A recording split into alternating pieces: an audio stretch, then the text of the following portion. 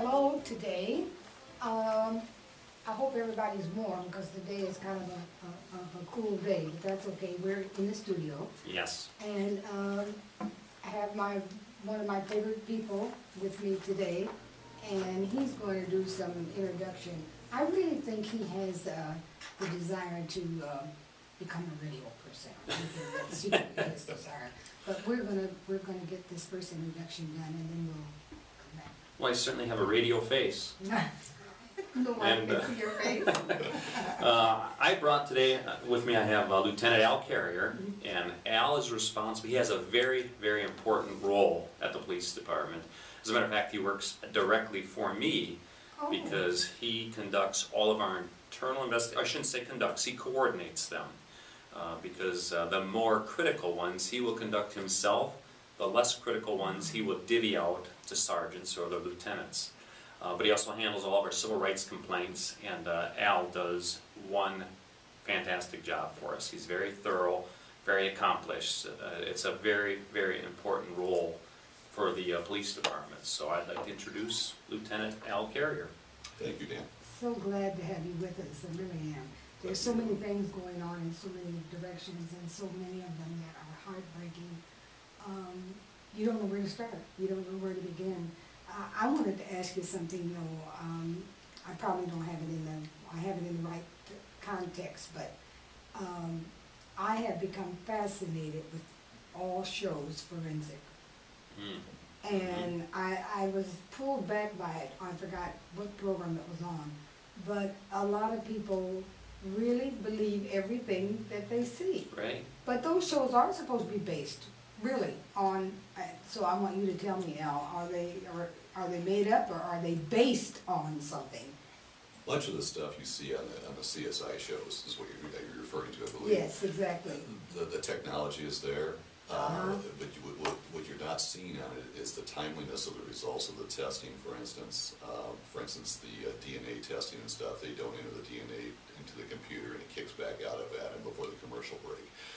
It's the crime labs. Didn't it used to take weeks and months? Yes, it does. It depends on the severity of the case, the backup of the state crime lab. In some states, they use private labs for that. And if you have a serial killer case, for instance, you will go to the top of the list, and it's going to take you 2 to 3 weeks. If you have a rape case with no suspect, you might not see results in that for 3 months, 4 months. You know, it depends. Wow. But they make it look like everything is done, you know, can be done in a day's time or an hour's time, and that's very unrealistic. And some of the way they show the tests being taken and stuff, the fingerprint eliminations and things such as that, it's not accurate. Yeah. It makes technology look like it's beyond what it is really today. Yeah, kind of. And it puts pressure on us because people do believe that's true, so they think they're going to get results on the victims are going to get results within a matter of hours or days, and that's just not possible. And you know that is not going to happen. No. What else is in that do you take care of? And would you give us a little bit of your background? What we try to do is to, between Dan and I, is to put a face on our Waterloo policemen, our fire people, because you guys don't wear uniforms 24 hours a day. So what do you do with that other time? You know, and every time I've had one of you guys, or a fireman, or of course Dan, we've talked about that more than once. It's a far cry today, and this forensic thing that I just asked you about, it's a far cry today from when I was growing up, when you got your news by lifting up the window and hollering at whoever, Exactly. you know, the backyard kind of thing. Yeah. And look where we are today with the phones and everything. Social media. Social media. So it's a different world that we have today. But I want you two to have a conversation for the community that will help to enlighten things that we need to know about. You know, we like you guys pretty well when we need you. Right. When we need you, yeah. And so more opportunities for why, what do we do, when do we do it, you know, that kind of thing. This is the real world. Well, yeah, and that's what I like about this program. It allows me to show that our officers are human. We're not some robot riding around in a car sitting in an office. Right. And Al, he's Al, tell us about you. I mean, you Yeah, went to share East with High us. School. And Yeah. tell us where you went to school and all Yeah, that. I was born and raised in Waterloo. I went to for 3 different elementary schools on the east side of Waterloo. I then went to Wow. McKinstry when I was at full junior high school, 7th through 9th grade. I then attended East High School and graduated from East High School. I left for a period of time when I joined the military. I joined the Army, and then I did some contract work for the National Security Council in Central America. Wow. You and- mean you were in Central America? Yes, ma'am. Yeah. And it wasn't at a real good time. This was the early 80s. Oh. So, and then I took a job with the Iowa Beer and Liquor Control Division and worked out of the East Side Liquor Store. And I joined the reserve unit here in Waterloo in 1983 while I was doing all of that. And then I was hired full-time in 1987 with the police department. And I worked majority of my patrol time on 3rd shift, the overnights. And I worked the east side because that was home. I knew everybody over here. I grew up over, my family all lives here on the east side. But then I did some time with the training unit. And when I was promoted to lieutenant finally, I've been a watch commander on all 3 watches, most of the time on 3rd, a short stint on 2nd, and then about a year on 1st. And I've been assigned to the Internal Affairs Unit, which is Personnel and Internal Affairs for the Administrative Division, since March of 2012, I believe, Dan. I think That sounds right. Yeah, I'm coming up on my 3rd year. So could you give us an example about a case that would bring you into it? All citizens' complaints, complaints filed through the NAACP come through my office. I will look at the case, I will do an initial check on the case and determine whether this should be handled at a shift level with a shift level supervisor, if I should handle the case myself. If it involves a shift level supervisor or they were at the scene of this, whatever the incident may be, I'll take the case on myself so there's no conflict of interest there. If the case is severe enough, the allegations are severe enough, I'll take it myself. And the cases that are not, do not fit that criteria, I turn back to the shift because we feel it's important. Dan, since he's came here, has stressed how important it is that the shifts are aware of what their officers are doing, what the allegations are being made against those officers, so I return it back to the shift. If it's handled on a shift level, they will do the investigation. They will then turn their findings over to me. I will double check their findings with all the evidence I have available to me, and then I will send it up the chain to make a determination on whether it's founded, the officer's exonerated, or it's unfounded, that there's no evidence to show either way. But the cases I do myself, it involves more serious allegations generally, officer-involved shootings, things we initiate ourselves as well. We do, what I don't think the public understands is we do a large number of our own investigations without complaints being filed. We monitor our officers, I didn't know that. and one of the division commanders, Director Trelka, or even myself, because I review video, I review reports on a regular basis. If we see an area of concern, we will initiate an internal investigation, is what we refer to it as, and I will conduct those internal investigations then. Okay. I also do the Iowa Civil Rights Commission complaints. I do those investigations, or I should say I put together the material for them so they can do the investigation, and I send that off all to them. And I also do the personnel aspects, the medical issues with the officers for injuries, equipment damages, the hiring process. I do the background investigations for officers being hired, and unfortunately, if we have a termination issue, I set up termination hearings and stuff with Director Trelka. Yeah. So. That's why it's such an important role. Absolutely. At both ends, we take it very seriously. I mean, employees are human. In any industry, in any organization, employees are going to make mistakes. And we ensure that we hold our employees accountable, but we do it compassionately. Even, and sad that we've had to transition employees out. For some people, to cut through the fog of transition, we've had to terminate people. That's the reality of life, but we do it compassionately. And we expect that of our officers too, when they're dealing with the public. Even if they have to arrest somebody or cite somebody, do it with compassion and treat the person with dignity and respect. If they don't, I mean, that's an issue as well that we may need to deal with. On the other end of this, hiring. When it comes to hiring employees, you know, I am so big on, and this is the way it should be, is hiring the right employees. Because if we don't hire the right employees, we may have issues down the road. Yeah. Long after I leave this department, I want to make sure that we have employees in place that I've been responsible for hiring that 5, 10, 15, 20 years after I leave, the next chief or chiefs down the road is not saying, why the heck did he hire that person? Okay. So the things we look for, the things I look for, that I want Al to bring to me is evaluate 3 things: character, competence, and relationships. Character is something you bring with you to an organization. Now, I'm not looking for, nobody's perfect. So I realize people make mistakes. But still, you gotta learn from the mistakes you made. So I wanna hire people of character. Competence. Are they gonna have the ability to learn the skills we need to teach them to be a law enforcement officer? And relationships.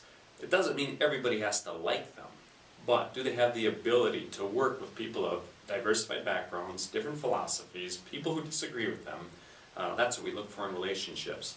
And we've been very successful with that philosophy and who we hire at both the police department and the fire department. It's worked very well for us.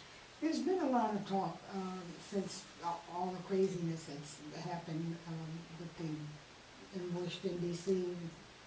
Everybody is talking about the same subject, but there is a thread that runs through it, and I'd like to have your comment on it. They're talking about the culture. You know, and a lot of people don't really understand even what that word means, you know, and maybe some of them think you're talking about cooking or something else like that, you know. But there has been long-standing, unreported, according to what we hear on radio, on the TV, the fact of the matter is that it's so, it doesn't seem like that could have happened, but it did happen, and there's going to be repercussions for that. What do you think of the fact that it's almost like we need this culture thing to make us feel better, or whatever reason it's been used? It's been there. It isn't something that was just overnight. There's a lot of things that have been going on, and a lot of them we never will probably know about. But I think when we have people that have in their heads somehow that maybe they're not responsible, or the fact that they're different, they can do things the way they want to, you know, when they want to. I'm not going to try to quote any of this. Just get your opinion on what you think is happening. From the standpoint, though, of your job and your job, you know, it's funny because we talked about, and we've talked about more than once about what needs to be done in a police department, whether it's this one or some other one or whatever, and the way people feel about police departments, which started this whole thing, you know, let's talk to the community and give them an opportunity to talk to you. So with that, we're going to take a break, and the phone lines, when we come back, the phone lines will be open. You'll be able to reach us here at 234-1441. Stay with us. We'll be right back. Okay. When you were a little And you're kid, getting that, thought you mean the about security what at the you White wanted House? to Is be. that what you're talking about? Was it the Well, top of yeah, your list? the The Security breach. yes, And the as you breach. got older, Yeah. teaching didn't seem like the best The option. culture of the So you're thinking house you'll be is something to else. do, But what that's would your what allowed 12-year-old these self things to say? happen. Yes. Now You you know, want to be a it's like doctor. racism. You don't It's think been with teachers us save for lives? 400 years. Are we 25 ever at a going to time. get tired of this? Actress, try You playing know, a different role every time the bell and I rings. think that How about a there's scientist? little Ever heard of physics?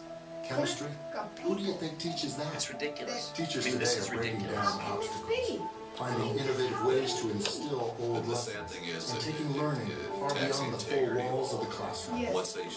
once you We find they're recognize covering that issues great up and things stuff, are happening then in what you teaching, believe, and put it whether back they on your telling the list. truth or one or Don't not. try to Because a convince nice guy said, yourself McKinney otherwise. assassination for You years. had it right They the tried to first cover up time. their shortcomings and Find that out how being you allowed can make McKinney more to die. by teaching. Now the Yeah. deal, now all these conspiracy theories are Stand flying. by. Saying they're Teach and the Ad Council. 3, 2, 1. Thank you, we're back. Wow, in a big way.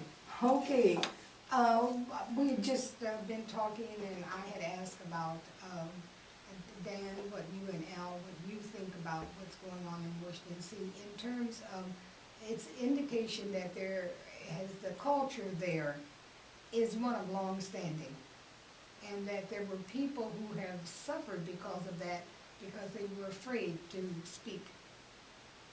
And we'd probably be surprised if we really knew the rest of it, that that's enough of it for you. Just wanted to get your opinion on that, because the new guy, he's not new because he knows the president. Mhm. Everybody says he'll do a fine job. He's gonna have to get a lot of dirt out of there. I hope he's got a shovel and a bushel basket. Yeah, well, I guess I'll start and let Al take it from there, but I mean, this is crazy. Yeah, And I think there needs to be a major It's scary. shakeup. I mean, major. my goodness, for some, and we know of several incidents now, and it's the Secret Service we're talking about. Yeah. Come on, there's probably more that we're not even aware of. So I see a cluster of issues. Now, if it was just a single incident, Yeah. that's a mistake. That's a But we're mistake. seeing a cluster. Yeah. So the culture No is doubt broken. about it. And there needs to be a major shakeup in that organization, because this is utterly ridiculous. To have the most powerful man in the world exposed to world. that type of danger just It makes just- me angry. It just sends chills down my spine to think that we here in America, my God, how did we let that happen? And what are other countries, I wonder, thinking about us? Our enemies are laughing. You know, somebody, I have no idea who it would be, but there just has to be some other connection that maybe we will find out. But you really have got to just make sure you get the dirt out before you start over again. And this guy, he sounds like he's the man for it, but we've gotta understand that he didn't bring all that about. He's here to clean the mess up.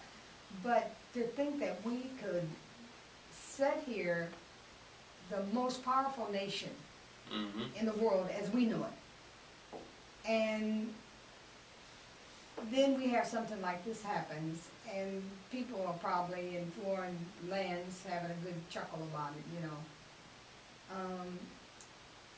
It's such a devastating situation. It really is. It'll be good if this gentleman who's coming on can get the job done. Clean house. Yeah, clean out. It's Absolutely. embarrassing. It's very embarrassing, very embarrassing. And so, we wonder where it's gonna go from here, coming back to our own backyard. Do you think that you will have to do more than you're doing, even though we've got all the forensics and that kind of stuff? Is there something that needs to be introduced? I understand part of the reason this happened, still talking about Washington DC, is that it's a money issue. Well, it just seems like to me, when that happens, we had more than we could handle, Mm-hmm. then you start doing this, you start doing this. But you should not cut anything to the extent that your president, the president of all the people, not just black people, white people, and other people, all peoples. Well, that's the excuse they're using. It's a money issue. That's right. I say baloney. That's right. And I'm not saying baloney to you. Absolutely. I hear I'm saying you. that these people who are using that excuse find it to be a convenient excuse, and that's a bunch of baloney. Absolutely. And it does force us to operate differently, because we all know, we see it, these candidates who are being supposed to be protected by the Secret Service are coming to our community. Yeah. We gotta step up our Scary. game because of what we know now, and we're always prepared. I mean, Waterloo police officers, and I can back this up with fact, we're the best trained police officers in the entire state of Iowa. Wow. I'm not discrediting any other department, Uh-huh. but just the way our schedule is set up, our ability with our trainers, the way our hierarchy is, we get the best training in the state, and we'd like more. And we're experienced practitioners, sadly. We have a joke at the police department that when citizens call 911, they get the police. When the police need the police, they call Waterloo. Because Isn't that something? we do get called to critical incidents in other parts of the state because of our ability, because of our equipment, and we're willing to do that. We like to be the kind big brother, especially for smaller departments in the state. So when these candidates come here and they're protected by the Secret Service and they don't have enough personnel to give adequate protection in such a fluid situation, we step up to the plate and do all that we can to provide a security cushion. Given the culture, given the acts we've seen recently, we got to step up to the plate and pick up our game, because and we've talked about that. We don't want to be the city where that candidate or the president or the vice president meets tragedy. Absolutely. Dallas is still suffering after 50 years. Oh, goodness, yes. 51 years. It comes down to integrity, a lot of it is. Everybody makes mistakes. Yeah. There's a human factor involved in all of this. You're only as good as your worst employee, okay, your weakest employee, I should say. What it comes down to basically is when you make a mistake, you admit the mistake. Yeah. You be upfront about it. We're in error here. We're going to learn from it. It's not going to happen again. When you continue to cover up these mistakes, cover up your deficiencies, Yeah. and it all comes out after an event like this, and all of a sudden it blows up in your face, and they realize they've been incompetent or Yeah. they're not doing their job well for a long time, and For they've just a been covering it up long over time. that period. Yeah. And that's something we can't afford to have. And like Dan said, we are a very good department. We are gonna make mistakes. Yeah. But when we make mistakes and we're called on it, we're gonna admit we made a mistake. Okay. We're not gonna spend twice the effort trying to cover up the fact that, no, we're okay here, it's somebody else's problem. That's why we do, what we do in-house, because, like I said, I have a workload every year. It's gonna be there again next year, whether Yeah. it's me or somebody else. But we have to monitor ourselves. We have to police ourselves. They should have been policing themselves out there, and they were not doing so. They were doing it to the point of covering that. Right. It's a scary thing, and now we've got the disease that's haunting us, and, boy, I don't know. The world's a very interesting place. I mean, the way it's changed even in the It's kinda past scary, too. 1 or 2 years. I mean, ISIS is a good example. I mean, 18 months ago, if you would have said ISIS, you would have said, well, who is she? Who's that? She works And downtown. 4 years ago, I was in Turkey. Oh, really? Yeah. I mean, the world is changing. I don't know why. I mean, it's interesting. And we need to stay abreast of those trends Yeah. because yeah. they can impact us locally, the Ebola Yeah. issues. Uh-huh. ISIS. I mean, where I worked before, when I was the chief of police up in Sturgeon Bay, Al-Qaeda, interestingly, had identified Sturgeon Bay, Green Bay, Manistee, and a couple other communities in the Lake Michigan region as targets to conduct a Mumbai-style attack. Uh-huh. Uh-huh. And what's interesting is that information was just declassified probably within the past 3 or 4 years. But we knew about it there because of the potential that so, no city in this country is immune from the challenges and issues facing other communities anywhere else in the world. Yeah. So it's interesting. Well, the poor lady, I'm not gonna say I feel sorry for her because she had to have somebody in her pocket or somebody was doing her favors or whatever. But, it's going to clean up that mess. It's going to take a whole lot of courage. And I'm sure this guy that's coming in and what they say about him is true. Heads are gonna roll. Well, the thing is, They should. the person, and I haven't even researched, I'm a news junkie, but I've been Yeah. so Me busy, too. I haven't even But read I about the can't new guy find yet. him. Yeah. But I think what he needs to do is he needs to clean house first of all, but he needs Yeah. to establish, he needs to say, listen, I'm gonna be here That's 1 year, right. 2 years, whatever. Yeah. Here's when I'm gonna leave. Mhm. By the time I leave, This is. there's gonna be a major shakeup. Okay. And Yeah. here's what the shakeup's gonna be. Well, I tell you, I guess sometimes we get so caught up in where we are and if our house is in order, things are getting along, that kind of thing, we get satisfied. Mhm. We go home and sit down and watch TV for 3 or 4 hours, unless you have children, and then I hope that you're probably out with the kids doing something or another. But I think this has caused a lot of fear, what we're talking about right now. It's been I heard a report this morning that this lady had 4 children in 4 different schools, and she had taken them to school, but she went back to get them. I guess she got me thinking about it and thought, oh, I don't want my babies over there. And there is some concern about that. There's been a lot of talk about how all this happened and how could it happen, I guess, even if we don't understand all the language that's being used and all that kind of thing. People tend to believe the bad stuff, and they leave no room for the good stuff. They leave no room for what we're doing right now, you know. So I guess we're really, in spite of all of this, we're still a blessed nation. Oh, we are. Oh, yes, we are. And Yeah. we need to remember that. Mhm. And we should be willing to pay something back or to do whatever we can. And the people who come to mind as far as where we are, and this can be our last thought for you guys, for me. I try not to talk about it because I cannot adopt every veteran that comes home, but I could. I would if I could. I would if I could. We've not, as my mother would say, we've not done right by them. Meaning something is missing. And, well, what more should I give? I gave one life. Am I supposed to give another one now?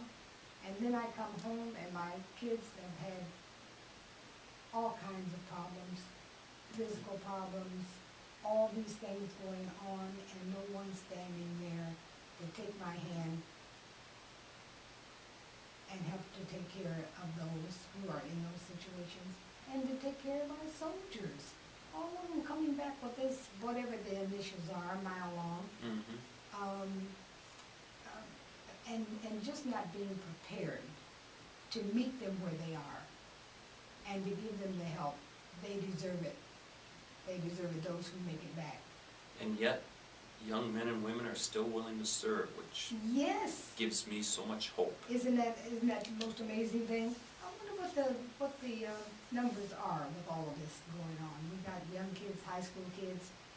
You know, there was a little, there was a time, don't ask me for the year, but kids were running away from young men who did not want to get into the Army and the Marines and all that. And that has turned around, but I don't know where we're gonna go with this ISIS thing, of course. But I say, get the job done and come home. There's plenty of work to be done here as well.